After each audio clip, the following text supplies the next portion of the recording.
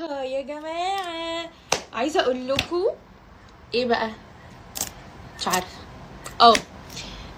انا نزلت ستوري قلت ان انا عايزه بيدج بتبيع صوت توصل لي في يومين. جات لي النهارده، منزلها من شويه يعتبر بالليل مثلا، هي جات الصبح فجابت لي 2 خطار. المهم اقيس انهي الاول. المهم ان دول رايحه بيهم مشوار مهم، فانا عايزاكم تنقوا معايا البس انهي بسرعه.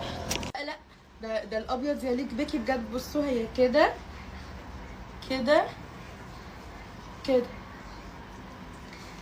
مش عارفه انتوا عارفين ولا لا، بس انا بحب اللون الابيض في الهدوم بطريقه بينور كده.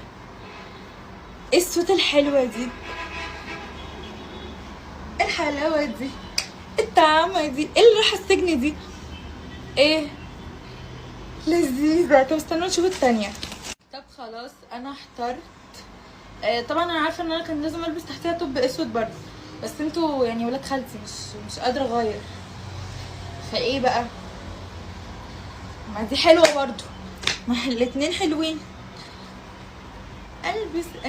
البس انهي يا جماعه؟ قولوا لي البس انهي بسرعه، والله العظيم الموضوع مهم جدا جدا جدا. باي.